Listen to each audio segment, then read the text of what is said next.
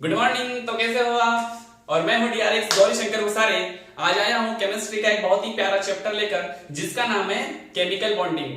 तो आज से हम एक नई शुरुआत करने वाले हैं केमिकल बॉन्डिंग की और निरंतर ऐसे ही टॉपिक्स लेके चलेंगे। तो चलिए हम करते हैं स्टार्ट।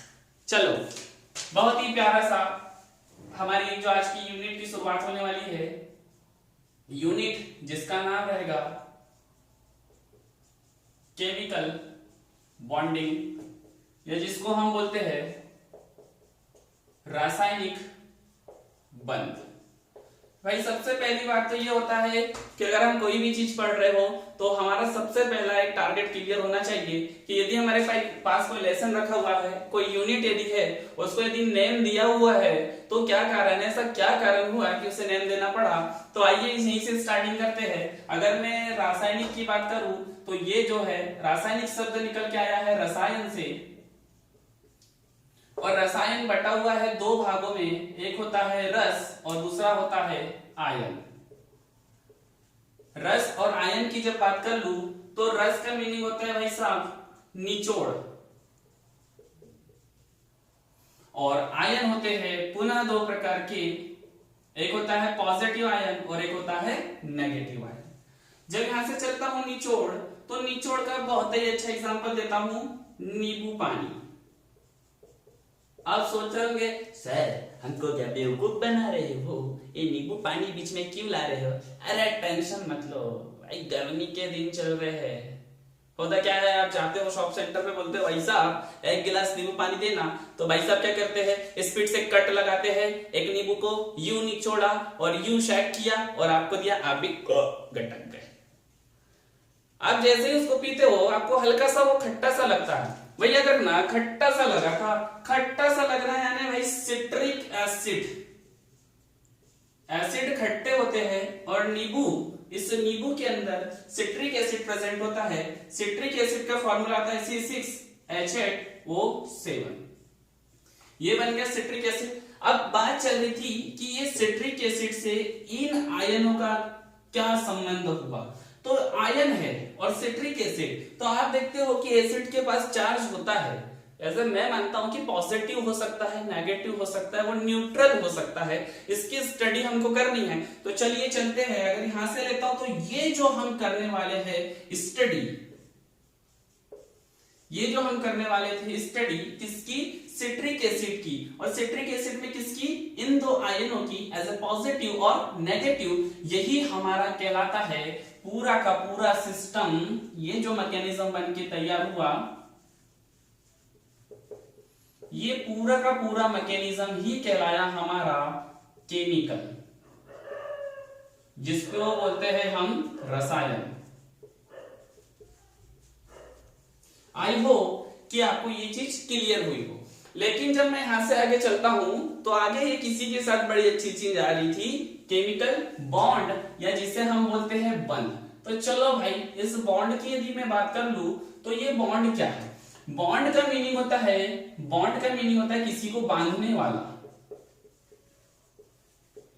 यानी हम इसकी हेल्प से किसी को बांधेंगे। आप देखते हो कि घर में आप बहुत सारी चीजों को रस्सी की हेल्प से बांध देते हैं। हाँ वही तो बॉन्ड है, किसी चीज को बांध दिया आपने, बॉन्ड बन के तैयार हो गया, और यही कहलाता है हमारा बॉन्ड। लेकिन अगर मैं बोलूं कि इस बॉन्ड का इस रसायन में क्या महत्व है, क्या जरूरत पड़ जाती है भाई, तो आते हैं देख लेते हैं। हम फिर से यहाँ आ जाते हैं, फिर से यहाँ आ जाओ। आप देख रहे हो यहाँ कार्बन है, यहाँ हाइड्रोजन है, यहाँ ऑक्सीजन है। बात चल रही थी कार्बन, बात चल रही है हाइड्रोजन, और बात चल रही है ऑक्सीजन। ये तीनों को किसी ना किसी से ना क्या करा हो, बाइंडिंग करी होगी। तो ये जो बाइंडिंग का मीडियम बना, बाइंडिंग का जो मीडियम बना, जिसकी हेल्प से, इस मीडियम की हेल्प से हमने इसको क्या करा, बांधा। तो ये जो मीडियम है, ये मीडियम ही कहलाता है बॉन्ड। यानी कि कुछ ना कुछ तो ऐसा सिस्टम होगा जिसकी मदद से हमने क्या करा है, इस पूरे सिस्टम को, इस पूरे मैकेनिज्म को बांध के रखा हुआ है। बहुत छोटा सा शॉर्ट एक एग्जांपल लेकर आता हूं आपके लिए, बहुत छोटा सा, क्योंकि हमें सब कुछ लेके चलना है। इसको यहां से हम बांध देते हैं, बहुत छोटा सा लेता हूं NaCl। NaCl। तो NaCl को जैसे ही मैं ब्रेक करता हूं तो सोडियम हमारे पास अलग निकल जाता है और निकल जाता है क्लोरीन अलग। अभी बिल्कुल पॉजिटिव नेगेटिव का गेम खेल के आपको कंफ्यूज नहीं करवाऊंगा, बहुत छोटी छोटी लॉलीपॉप चीजों से हम समझते हुए चलेंगे कि हमें कैसे पढ़ना है और चीजों को कैसे समझना है। बहुत ही अच्छा सा लिया भाई साहब, सोडियम अकेला था, क्लोरीन अकेला था, सोडियम अकेला था, क्लोरीन अकेला था, हमने किसी की हेल्प से उसको क्या कर दिया, यहां से बांधा, ये ली रस्सी, ट्विंग बांध के खत्म, और ये क्या कर दिया, इसको बांध दिया। तो ये जो ना भाई साहब, ये जो ना हमने इसको बांध दिया, ये बांधा हुआ सिस्टम ही तो बॉन्डिंग है। अब चूंकि अगर मैं बात कर लेता हूं कि जो सोडियम है, सोडियम क्या है, केमिकल है। अगर बात कर लेता हूं क्लोरीन क्या है, एक केमिकल है। और हमने क्या किया, इन दो केमिकलों के बीच में किसी बॉन्ड की हेल्प ली, और इस बॉन्ड की हेल्प से क्या कर दिया, हमने दोनों को बांधा। तो ये जो बांधने वाला प्रोसीजर हुआ, ये बांधने वाला पूरा प्रोसीजर ही तो केमिकल बॉन्डिंग है। उम्मीद करता हूं कि अब धीमे धीमे समझ आ रहा हो, घबराने की बात नहीं यार, सब चीज समझ आएंगे, टेंशन मत लो। हम बहुत लॉलीपॉप तरीके से पढ़ेंगे और चीजों को समझते हुए चलेंगे। तो चलो फिर देर किस बात की, ऐसा लिख लो, नोट्स बनाते चलिए। नोट्स बहुत इंपॉर्टेंट होते हैं। मैंने अपने जीवन में नोट्स बनाना सीखा है, नोट्स आपको बनाने होंगे। नोट्स एक हमारी बहुत अच्छी रणनीति होती है जो आपको एक योद्धा की तरह जीतना सिखाती है। आगे चलो, नोट्स बनाए, रोक लीजिए, बन गया नोट्स। चलो चलते हैं आगे एक बहुत अच्छे तरीके से आगे की ओर। तो चलो थोड़ा मिटा दूं मैं इसको, ठीक है भाई, मिटा देता हूं। याद रखिएगा बॉन्ड क्या है, हमें लगता है समझ आ रहा होगा धीरे धीरे बॉन्ड। आ जाते हैं आगे, इस केमिकल बॉन्डिंग से स्टार्टिंग हुई थी हमारी, प्यारा सा इंट्रो लेते हुए चले थे हम थोड़ा थोड़ा। अच्छा एक बात कर लेते हैं, बहुत देर से चल रही थी, बहुत देर से हमारी बातें चल रही थी, बॉन्ड बन रहा है, बॉन्ड बन रहा है। तो बॉन्ड बनने का कारण क्या होगा, बॉन्ड बनने का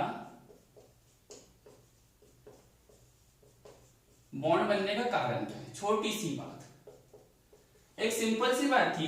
यदि NaCl का ही प्यारा एग्जांपल ले लेते हैं, इसको अलग कर दिया तो ये हुआ Na, और यहां से बनके तैयार हो गया Cl। ये था Na और एक बन गया Cl। हाँ भाई ठीक है, बन गया NaCl। तो ये NaCl को ऐसा क्या कारण था कि बॉन्ड बांधना पड़ा? क्या सोडियम अकेला नहीं रह सकता था? क्या हमारा क्लोरीन अकेला नहीं रह सकता था? या सबकोर्स रह सकता था, बट जरूरत क्या पड़ी? तो जरूरत पड़ती है भाई साहब, बॉन्ड बनने का रीजन बनता है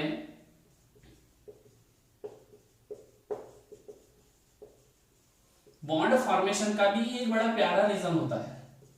तो वो रीजन की अगर मैं बात करूं तो वो रीजन होता है स्टेबिलिटी ऑफ एटम। हम चाहते हैं कि हम एटम को कैसा कर दे, स्टेबल। हम चाहते हैं कि किसी परमाणु को हम स्थायित्व प्रदान करें। अब ये स्थायित्व प्रदान करने का नंबर आता क्यों है? तो जब मैं बोलता हूं कि मुझे स्टेबिलिटी ऑफ एटम चाहिए, तो स्टेबिलिटी होती है ऑक्टा कंप्लीट करने हेतु। अब ऑक्टा कंप्लीट क्यों करना है? तो थोड़ा सा ना हम चल लेते हैं ग्रुप नंबर 18 के पास। ग्रुप नंबर 18 बिल्कुल आपको बड़े प्यारे प्यारे ग्रुप के उनके नाम पता होंगे। हे नीलेश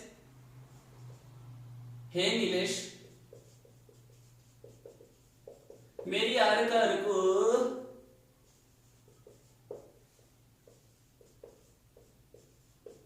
एक्सट्रीम से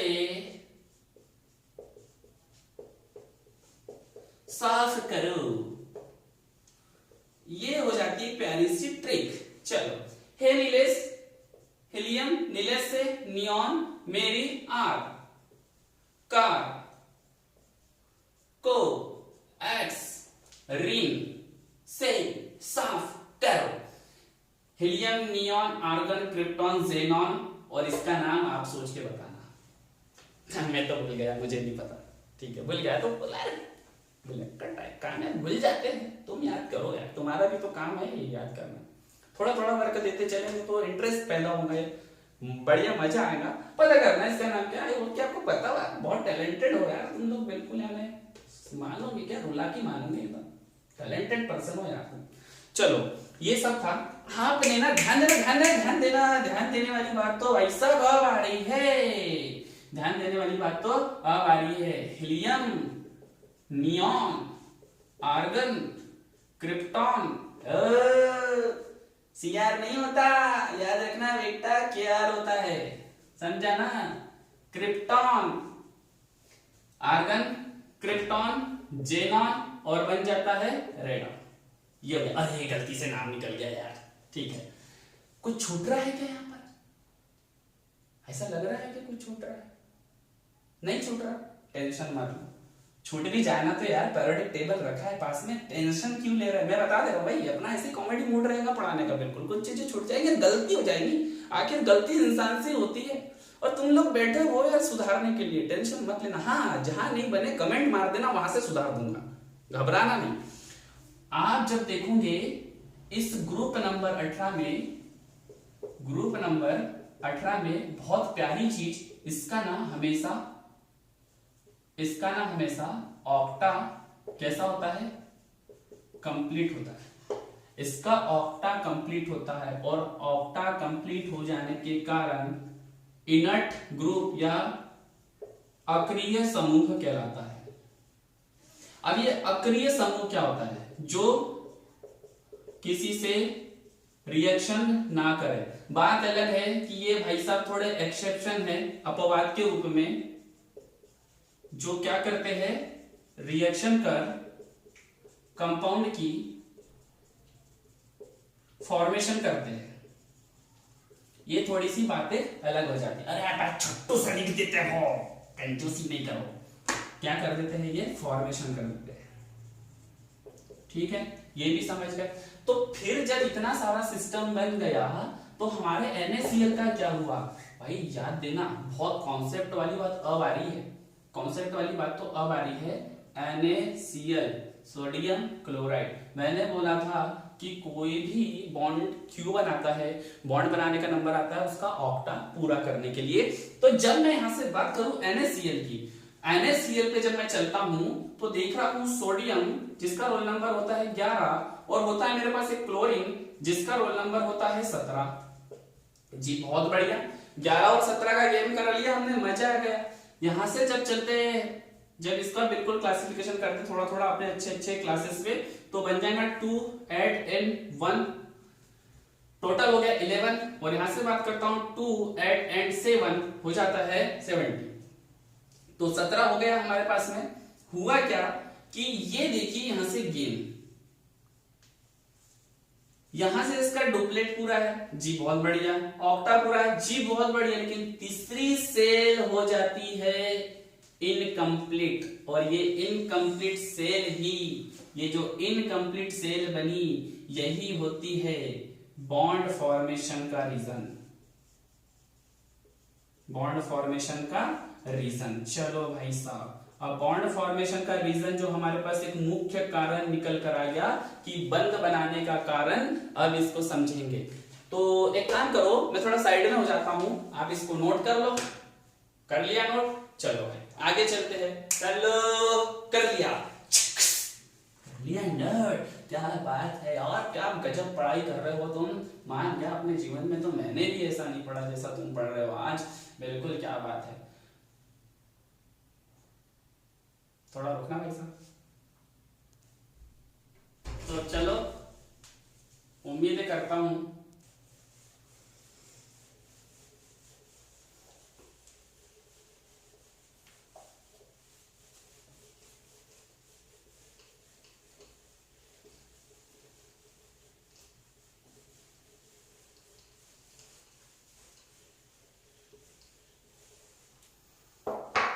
चलो भाई हमने तो देख लिया था बॉन्ड क्या होता है और बॉन्ड बनने का कारण क्या है। देखते हैं बॉन्ड के प्रकार, यानी बंध के प्रकार, टाइप्स ऑफ बॉन्ड।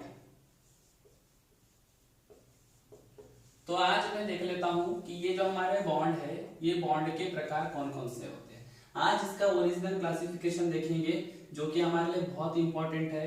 उम्मीद करता हूं कि आप इस क्लासिफिकेशन को अच्छे से पढ़ो ताकि आपको आने वाली प्रॉब्लम्स बिल्कुल फेस ना करना पड़े। और हाँ, जो इन डेप्थ थोड़ी पढ़ाई कर रहे हो आप और जो इस लेक्चर से आपको मिल रहा है, उम्मीद करता हूँ कि आगे चलकर यदि आप कोई कॉम्पिटिशन एग्जाम की तैयारी करते हो, बहुत अच्छी एग्जाम्पल ले लेता हूँ, नीट ले लेता हूँ, जेईई ले लेता हूँ, उसमें काफी हेल्प मिलेगी। और अगर ये ना हो तो सबसे पहली बात अपना नॉलेज बढ़ाओ भाई साहब, नॉलेज के बगैर हम सब अधूरे हैं। तो चलते हैं आगे चल लेते हैं। तो टाइप्स ऑफ बॉन्ड पे चल लेता हूं। तो ये ना बॉन्ड होते हैं दो प्रकार के, एक होता है इंटर एटम, स्पेलिंग मिस्टेक आएंगी पक्का, टेंशन मत लेना, और इंटर मॉलिक्यूलर। ठीक है, एक बन गया इंटर एटम और एक बन गया इंटर मॉलिक्यूलर। इंटर एटम की यानी परमाणु में बनने वाला और बनने वाला अणुओं में। ठीक है भाई, समझ गए बात को। ठीक है, अणु परमाणु की जब बात आ गई तो देख लेते हैं अणु परमाणु का सिस्टम बड़ा अच्छा वाला कि कैसे हुआ। तो आगे की जब मैं बात ले लूं बहुत अच्छी वाली कि इंटर एटम और इंटर मॉलिक्यूलर, तो इंटर एटम के पास चलता हूं कि इंटर एटम क्या है। इंटर एटम यानी जो बॉन्ड फॉर्मेशन होनी है, इसमें जो होनी है बॉन्ड फॉर्मेशन, वो होंगी हमारे एटम के बीच। और जब मैं बात कर लेता हूं इंट्रामॉलिक्यूलर, तो इंट्रामॉलिक्यूलर पे मैं जब चलता हूं, इंट्रामॉलिक्यूलर में अगर मैं बोलूं कि मेरी जो बॉन्ड फॉर्मेशन होनी है, जो बॉन्ड फॉर्मेशन होनी है वो होनी है मॉलिक्यूल के अंदर। ठीक है भाई साहब, यानी अणुओं के अंदर होने वाली है फॉर्मेशन और होने वाली है परमाणुओं के अंदर। जी बिल्कुल, आपको राइट, दो चीजें हमारी क्लियर हो गई। अब मैं जब बात कर लेता हूं कि इंटर एटम वाले जो बॉन्ड है, इंटर एटम वाले बॉन्ड की जब मैं बात कर लूं कि भाई इंटर एटम बॉन्ड क्या है, तो इंटर एटम जो बॉन्ड है वो कुछ इस प्रकार के हैं। सबसे पहला अगर मैं इंटर एटम बॉन्ड ले लेता हूं, आयनिक बंध,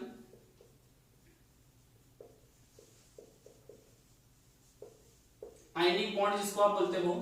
सेकंड ले लेता हूं सहसंयोजी बंध,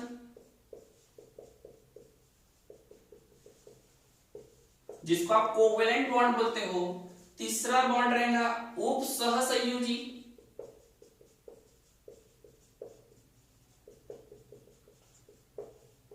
जिसको आप कोऑर्डिनेट बॉन्ड बोलते हो। चौथा ले लेते हैं धात्विक बंध, जिसको आप बोलते हो मेटालिक बॉन्ड। जी हाँ, अगर मैं इसमें बात कर लूं कि यहाँ से जो चार बॉन्ड है, ये चार बॉन्ड एक्चुअल में बहुत हमारे लिए इंपॉर्टेंट है और इनके बगैर हम बहुत अधूरे से है। इन चारों बॉन्ड को पढ़ना ही पड़ेगा, और नहीं पढ़ते हो तो इसमें तेरा घाटा मेरा कुछ नहीं जाता। चल आगे आजा, फिर घाटा नहीं करेंगे अपन, जल्दी आगे आजा। इस पे ले लेते हैं इंटरमॉलिक्यूलर की। जब मैं बात कर लेता हूं तो इंटरमॉलिक्यूलर जो बॉन्ड होते हैं ये होते हैं भाई साहब दो प्रकार के। एक होता है वंडरवॉल, वंडरवॉल बॉन्ड, और एक होता है हमारा बहुत ही प्यारा हाइड्रोजन बॉन्ड या हाइड्रोजन बॉन्ड। अगर मैं बात कर लूं कि जो ये हमारे पास इंटरमॉलिक्यूलर बॉन्ड बन रहे हैं ये कहलाते हैं हमारे वीक बॉन्ड। जी बहुत सही सुना, दुर्बल बंध। ओके, समझ गया हूं, आपके दिमाग में बहुत खजाना आ चुका है दिमाग में कि भैया जब ये वीक बॉन्ड है तो हाइड्रोजन बॉन्ड आसानी से टूटता क्यों नहीं।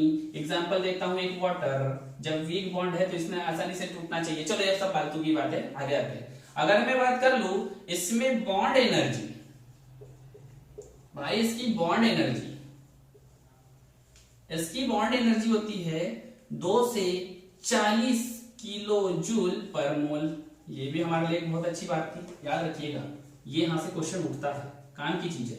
2 से 40 किलो जूल पर मोल।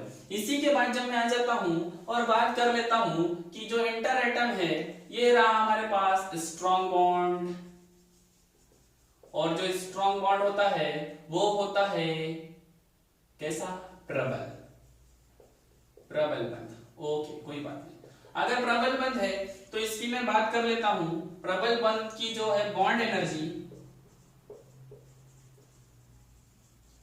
आयन यहां से चल रहे हैं हम, ठीक है ना, इसको मत ले लेना यहाँ से। बॉन्ड एनर्जी की जब मैं बात कर लेता हूं तो बॉन्ड एनर्जी हो जाती है 200 से 400 किलो जूल पर मोल।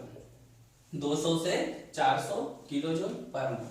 और समझने वाली बात एक है कि जब यहाँ 2 से 40 किलो जूल पर मोल है, यहाँ 200 से 400 किलो जूल पर मोल है, और बहुत अच्छा सिस्टम चल रहा है, बहुत अच्छा सिस्टम चल रहा है। और मैंने जैसे आपको एक एग्जांपल दिया H2O, पता करके आना कि ये जो H2 है, क्यों H2O का जो मॉलिक्यूल है बड़े आसानी से क्यों नहीं टूट पाता। अगर टूट जाता तो इतना बड़ा आप देख रहे हो पूरे वर्ल्ड में एक फ्यूल का सिस्टम, अगर फ्यूल की बड़ी प्रॉब्लम चल रही है, वाटर का अगर मॉलिक्यूल टूट जाता तो वो 2 भागों में कन्वर्ट हो जाता, ऐसे हो जाता हाइड्रोजन, और वो हो जाता हमारे पास में बहुत अच्छे तरीके से ऑक्सीजन में। हाइड्रोजन जलता, ऑक्सीजन जला देती और बहुत ही प्यारा वाला फ्यूल का काम करते, लेकिन टूट नहीं पाता। बहुत सारे कारण है, बहुत धीमे धीमे समझेंगे जैसे लेक्चर आएगा। ये तो हमारा बेसिक चल रहा है जिसका वाला बहुत अच्छे तरीके से। तो उम्मीद करता हूं कि ये लेक्चर आपको समझ आया हो कि टाइप्स ऑफ बॉन्ड में हम पहुंच गए, और हमने एक एक इसके वाले बढ़िया अच्छे अच्छे प्रकार भी देख लिए। और इसी के साथ में इसको नोट कर लीजिए, बिल्कुल अच्छे से लिख लीजिए। मैं चाहता हूं कि आप अपने जीवन में इसी तरह आगे चलते रहिए, और बहुत बहुत शुभकामनाएं आपको, और इसी तरह हम मिलते रहेंगे। मिलते हैं नेक्स्ट लेक्चर में। नेक्स्ट लेक्चर में अभी शो करवा दूं कि मैं क्या पढ़ाने वाला हूं। नेक्स्ट लेक्चर में हम चलेंगे पूरे के पूरे इन बॉन्डों को लेकर, कौन से, इंटर एटम बॉन्ड को लेकर। तो ऑल द बहुत बहुत शुभकामनाएं, और इसी के साथ बहुत शुभकामनाएं देते हुए बढ़िया अच्छे तरीके से आप पढ़ते रहिए। हम मिलेंगे नेक्स्ट एपिसोड में डबल एनर्जी के साथ।